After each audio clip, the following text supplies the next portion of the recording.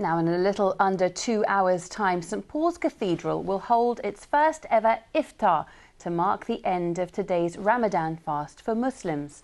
Young people of all faiths and none will join the Bishop of London, the Chief Rabbi and the Mayor of London, who's fasting himself. Well, Asad Ahmed is in St Paul's and can tell us more. Asad.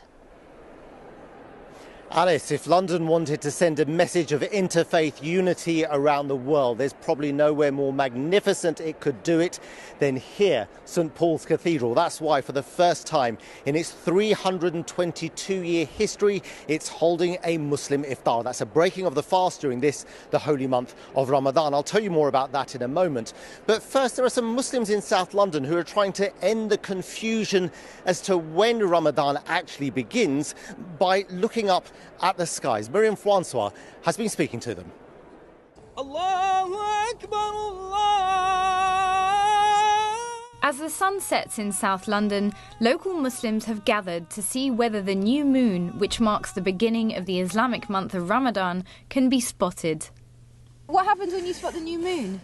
It's Ramadan. You get a lot of news saying it's fasting, it's Ramadan tomorrow, but we don't actually go out there and see it for ourselves. This is actually the first time for us actually coming to experience and see if we can sight the moon ourselves. The Islamic calendar is based on lunar visibility, meaning you have to see the new moon with your naked eye. And that's what all of the people who are gathered here today are hoping to do. The only problem is the British weather isn't always playing ball.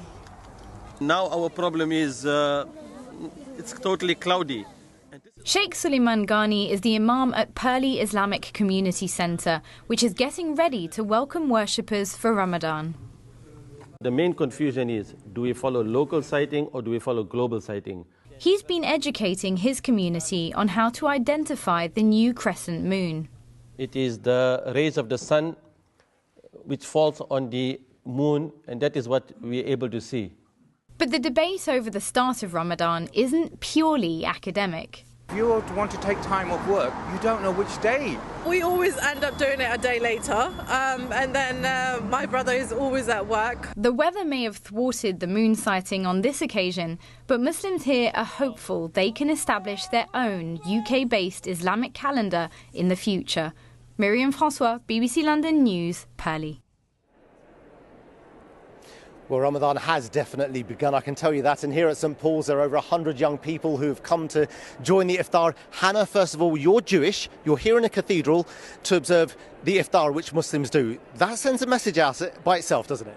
It definitely does. I mean, in Judaism, we also have fasting, so it's really interesting to come together as young people today to understand different people's traditions and customs. And in this growing, more polarised world with rising divisions and increasing Islamophobia and anti-Semitism in Europe, it's really good to come together as a community today and see what we have in common.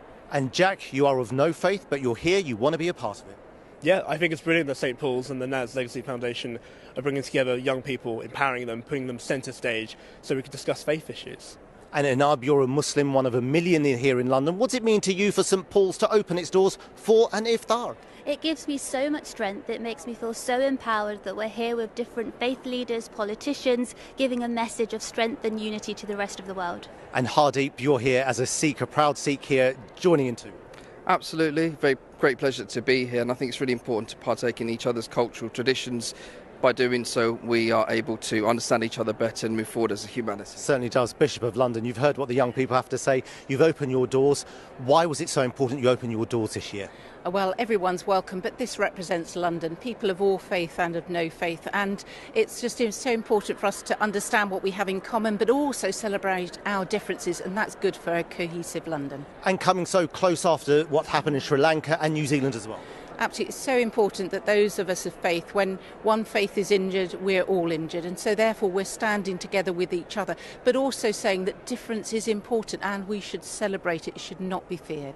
That's wonderful. Bishop and young people, thank you so much for your time. Well, the iftar, the breaking of the fast, takes place about 8:35, so the people here haven't got too long to wait, nor have the hundreds of thousands of Muslims across London. Back to you, Alice. Asad, enjoy the evening there. Thank you.